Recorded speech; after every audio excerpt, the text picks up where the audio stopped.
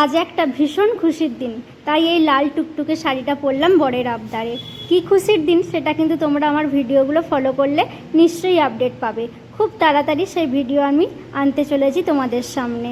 আর আজকে মহালয়ার পূর্ণ লগ্নে ঠিক রাতের কাঁটায়, একদম ঘড়ির কাঁটায় 12টার পরেই কিন্তু এই খুশির খবরগুলো আমি পেয়েছি, যার জন্য আমার সত্যি ভীষণ ভীষণ আনন্দ হচ্ছে।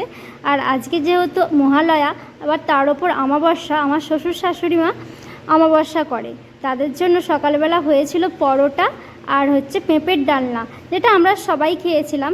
আর আমাদের টোনাটুনির জন্য আজকে হচ্ছে একটা সবজির তরকারি, আর এখানে বড় আবদার করে আর ফুলুরির ঝাল করে দিতে হবে, যেটা খেতে আমারও বেশ ভালো লাগে, কিন্তু আমার ফুলুরির ঝালটা অতটাও ভালো লাগে না, চপেরটা বেশ ভালো লাগে। আর এখানে ডাল বসিয়ে দিয়েছি, আর আমার টোনাটুনির সংসারের একটা ছোট্ট হাঁড়িতে আমরা একটু ভাত করে নিচ্ছি, আমাদের কিন্তু এতেই হয়ে যাবে।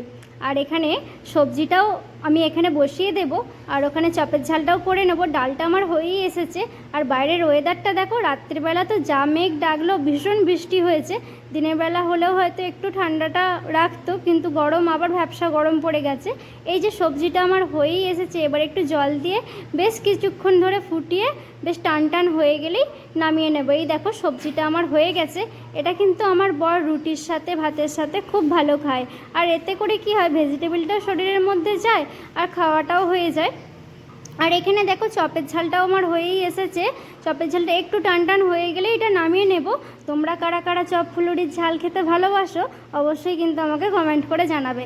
এই দেখো হয়ে গেছে, এটা কিন্তু রুটির সাথেও খেতে খুব ভালো লাগবে। আমরা দুজনে একটু একটু করে ভাতের সাথেও খাবো, আবার রাতের বেলা রুটির জন্যও রেখে দেবো। আর আমার শাশুড়ি মা ডালিয়া খাবেন, সেই জন্য আমি সমস্ত জোগাড় করে রেখেছি। আর এদিকে ঘড়ির কাঁটায় প্রায় 12:30টাও বেজে গেছে, সেই জন্য মা বললো এগুলো আমি করে নেব, ডালিয়াটা তুই চান করে নে। সেই জন্য আমি স্নান করতে চলে গিয়েছিলাম।